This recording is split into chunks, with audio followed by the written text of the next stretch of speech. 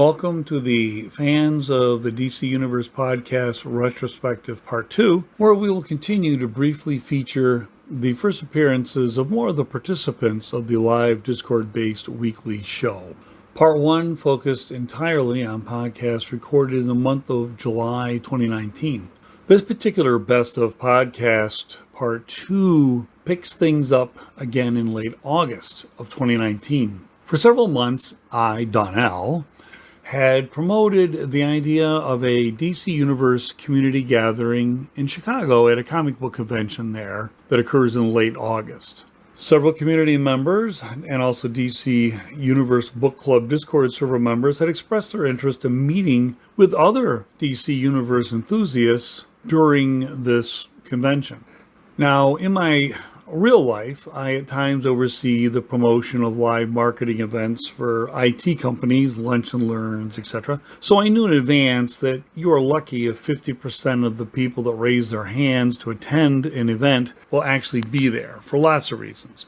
Health, sudden money issues, unexpected family events, etc. So anyway, late August 2019, my wife and I began our trek from western New York State to Chicago, stopping at Toledo, Ohio on the way. Once there, we stayed in the city of Chicago for a few days at a hotel right in the city itself to walk around, enjoy the boat tours, go to what used to be Sears Tower. Now it's Willis Tower, I believe. Then that Friday night, we relocated over on the western suburb side of Chicago and went to the convention center near O'Hare Airport and finally got to meet Toonatonian, her husband, and also Mel and Mel's twin sister Nora, who had just returned, Nora had, from teaching for a year in Japan. We went ahead and recorded a podcast while there in a lounge area at the directly adjoining hotel. So due to some of the fun of recording live like that with several phones, we had issues with echoing, and so we ended up all sitting 20 feet away from each other, which is kind of ironic, right? So we all got to chat. So there we are, recording with our phones using Discord. Mel and her twin sister Nora sitting one place, sharing a headphone, and I should say headset and phone. Aquaman C-137 also joined our call remotely from North Carolina that day. The retrospective then jumps to October 2019 for Mr. Maroon's first appearance. He ran the Mr. Negative's cookbook thread on DC Universe back then with Toonatonian also helping out there. And he also had this really neat chart for categorizing events in their order of magnitude. I just downloaded this thing again. Let me go find it. It's called DC Crisis, he calls it. He also, by the way, Mr. Maroon has been working on a video production with others featuring, it's either Sandman or Dr. Midnight, as I recall. And of course, the COVID virus has kind of pushed that back a bit. Lastly, for this particular retrospective part 2, also later in October 2019, we're going to highlight the first appearances of Aurora and Tornado Soup. I'll try to be brief here about these two. In a nutshell, Aurora, among other activities that she's involved with, is a published fantasy author. She has a book, Hereafter, which I actually have a copy of and others have purchased. And she is currently working on her second novel, which will also have these really nice illustrations she's been showing us on the Discord channel. She's also a big JSA enthusiast, and since this appearance in October we're going to feature, she has launched the DC Universe JSA Club, so you can catch up with her there as well. Tornado Soup, meanwhile, has a regular YouTube podcast on all things superhero with an ever-increasing following. It goes, if you do a search for one word, Tornado Soup, and then production. So Tornado Soup Productions, you can easily find him with his many subscribers. And he also assists with the one-shot book club on DC Universe with somebody else that we're going to introduce you to on a soon-to-come retrospective. All right, so that's about it. Let's go ahead and take a listen. Hello, everybody, and welcome to the 7th episode of the Fans of DC Universe podcast, the only DCU podcast for the fans by the fans, and the best source for all DC Universe news, and discussion on everything DCU. Our super leader, Nathan Payson, is unavailable at the moment, but we're hoping that he'll show back up. He must have had a great vacation. But all of us here today are me, Toonatonian, Legionnaire, Donnell, and the amazing Mel. Hello. We also have a guest. Hi. Yeah, well, introduce yourselves, everybody. Donnell. Oh, hi. Yeah, Donnell here. And don't forget, we've got Aquaman C-137. That's right. Yes. And we have Aquaman C-137. Howdy, y'all. And I don't know if she'll join us, but we'd absolutely love for her to join us, is Mel's sister, Nora. Hi, everyone. I'm Nora. Hi, we're so glad you're with us. It's so great. So something neat about this podcast is we're actually all at the same location. We met each other at the Chicago Comic-Con. So all of us DCU fans said, hey, if we can stop by after the con and do the podcast, we will. So, yeah, identity is revealed. Sort of. The mask is off. That's right, Yep. that's right. Apparently, y'all have a restraining order against me. Well, Oh, Aquaman no. C-137, you've already posted your picture several times. I did put it up once. Yep. We appreciate it. Is there a picture of me in the chat, or is it okay if we just take Mel's picture and then copy and paste it? We are identical twins. Perfect. We could, yeah. Well, again, Nora, it's nice to have you back from Japan. How long were you there? I was there for 1 year. Wow. Well, we could almost do a whole podcast just on the Magna and all that. So. Yeah, maybe, but I'm really excited to be back, mostly because DC Universe is actually blocked in Japan. So it was region locked, and I was unable to access really any of the really great services on this platform. So I'm super excited to be back and finally catch up on all the DC Universe shows and comics. Because I'm always crying to her about it. And she's like, I haven't seen it. And I can't see it. I'm like, well, okay, we'll talk about it in 6 months. Yeah, that's definitely brutal. That would be brutal. We're glad you're back. Yeah, thanks.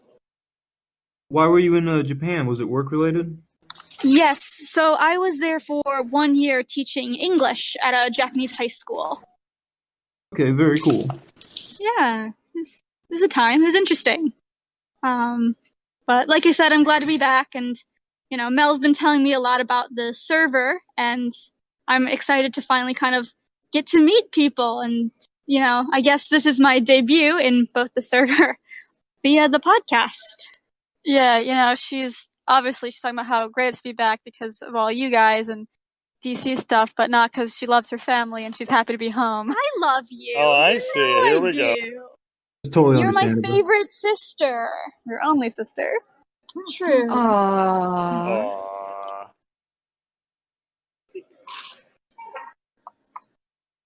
Okay, All so right, what's everybody been so, reading this week? That's a good question. Let's see. What have we been reading? Certainly, I read the Legion of Superheroes with Bugs Bunny. That was a great comic that we had for the Legion reading. That does sound like a great one, and I'm surprised I missed it. I work at a school, and it just got busy again, so I totally missed that, and that's one I would have joined in on because I like it when they have other fun cartoon characters join in. I'll have to go back and revisit that on the boards. Now, is this... Oh. Go ahead. Oh, all right. No, I was going to say, Nathan, when he hears this, is going to be like, why didn't somebody write down all the new comics that were posted this week like we should have? But there was some nice stuff with Detective Comics and Lois Lane in the 60s, as well as stuff like Justice, etc., Flash. Well, yeah. Green Lanterns, they things did. like that. Yeah, I see a Harley Quinn and The Batwoman 2017, is that new this week or is that just new in general? I hadn't noticed her before.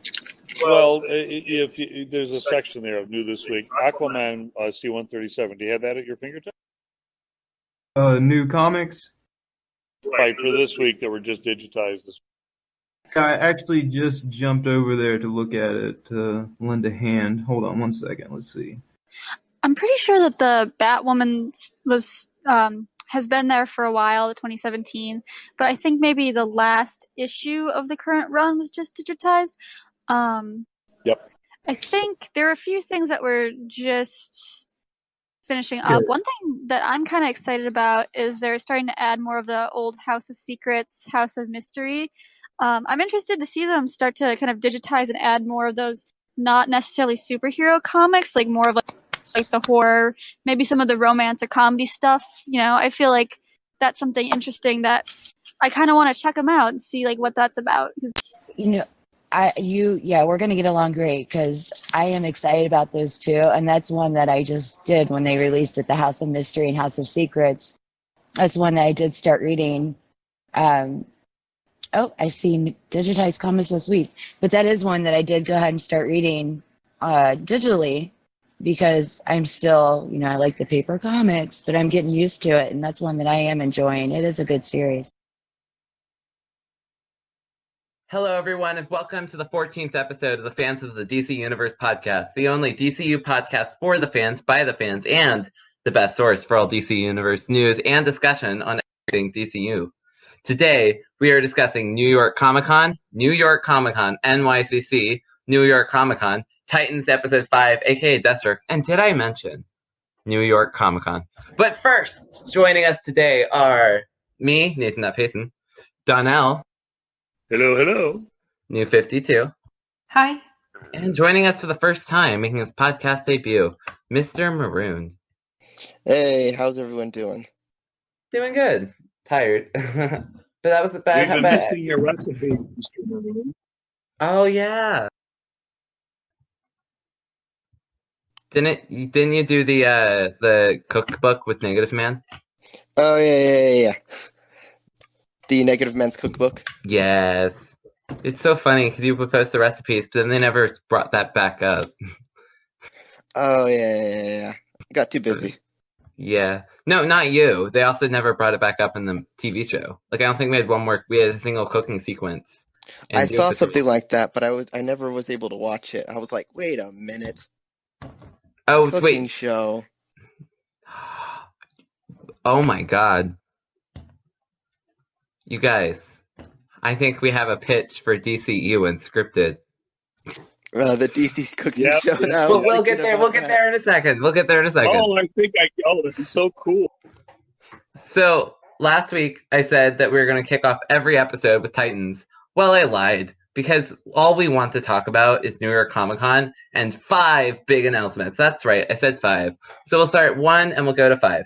Number 1, Harley Quinn release date, will be on November 29th, which is the same day as the Titans finale. Yay. So, it's finally here. I'm glad we have a release date. I know. I think I am a little worried, though, because at this point, like, the 2020 calendar looks kind of weird. Like, what does it actually look like? Yeah. They used to have a visual guide for the calendar. Yeah, so we had one for this year, but we don't have one for next year. Yeah. So we're a little more flying by the seat of our pants this season. Next year. And we have Doom Patrol. We have Young Justice. Woo, Young Justice might not be ready for next year. Oh, really? But I think they can do it in a year. But they just started writing. I don't know. If you're a fan of still frame, it'll be great. I think if it comes out, it's not gonna be until at least this summer. Yeah. I don't know. I'd like to think it's coming in 2020. Yeah. We have that DCU show, whichever one gets picked up. That's going to be premiering in 2020. This is the big show. I'm sorry. We had one Bizarro TV. I'm sorry.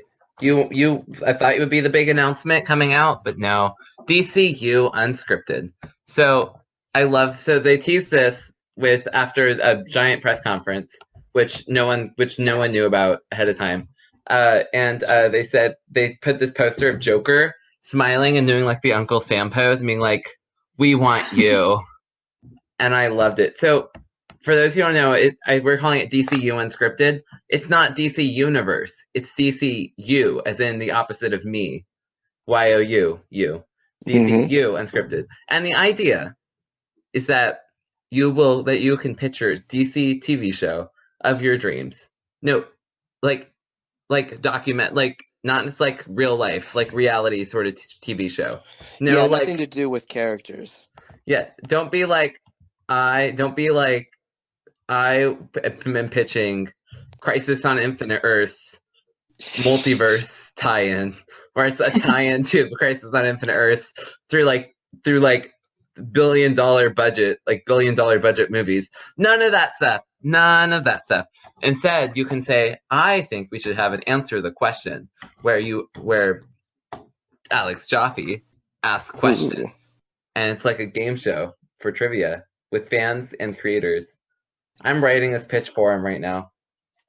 That sounds nice. Well, as I'm looking at it, I'm thinking there might be some other possibilities too. I got to reread that, but I was going to pitch a sitcom like they did with what was it called?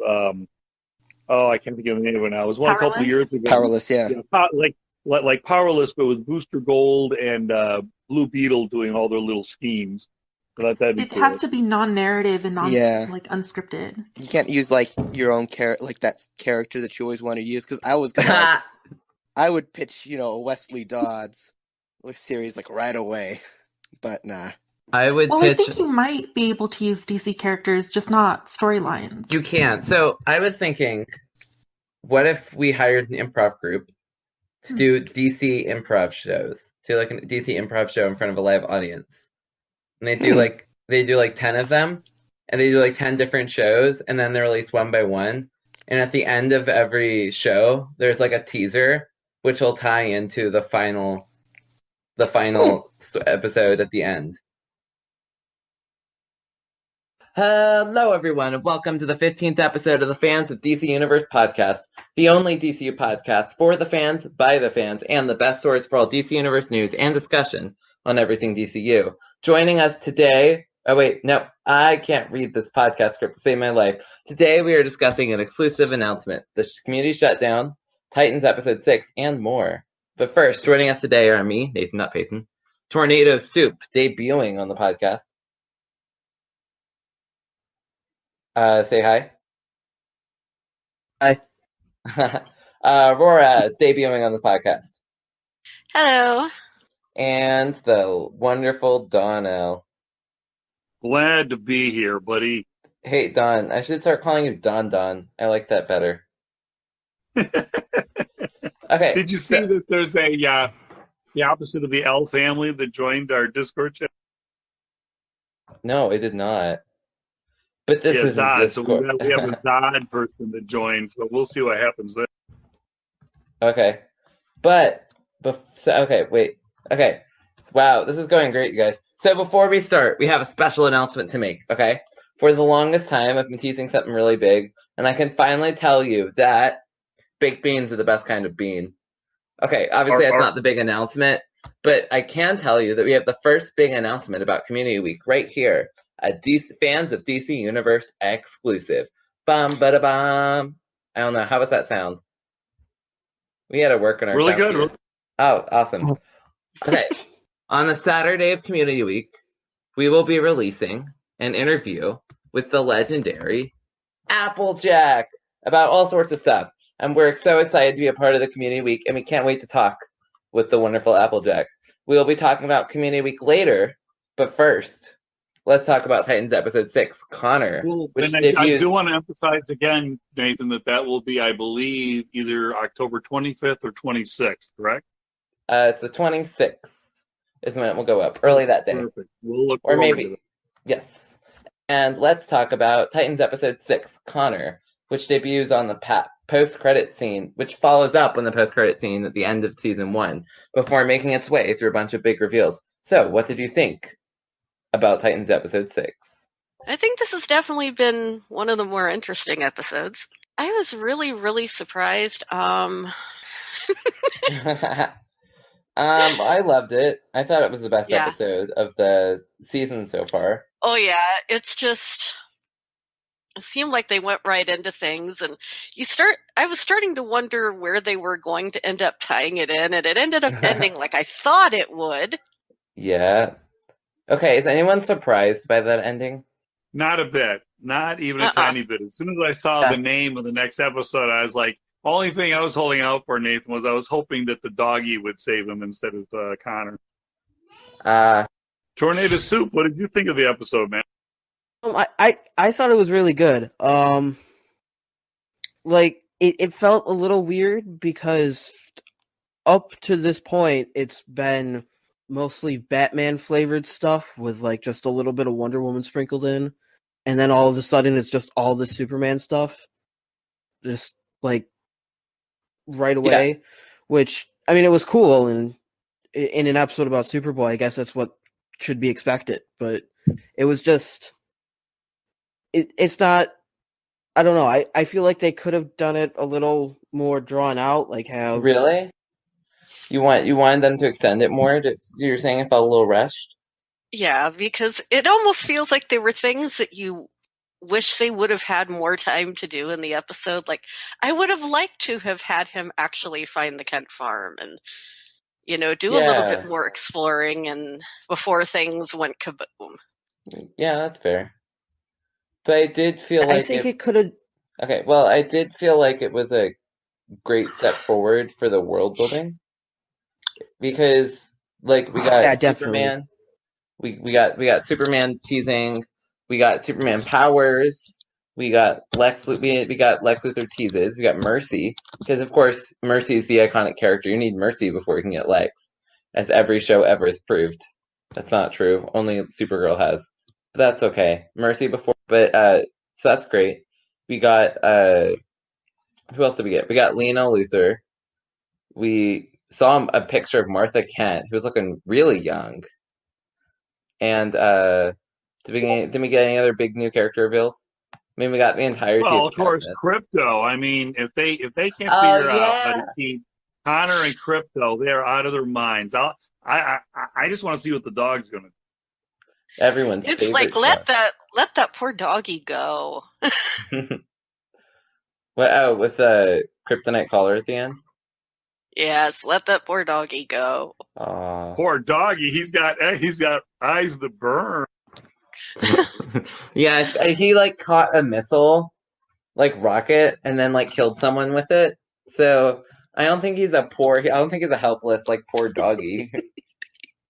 But he caught it like a frisbee. He was just trying to play. It was so adorable. Man, I loved that. That was he's also a great straight man. Did you notice? You would have all of Connor talking to him, and that dog with just that straight face just really made the scene. Yeah, it was a funny episode. Like, shout out to Joshua Orphan, who did a fantastic job, like, being in, like, having his character, like, work really well and be really fun.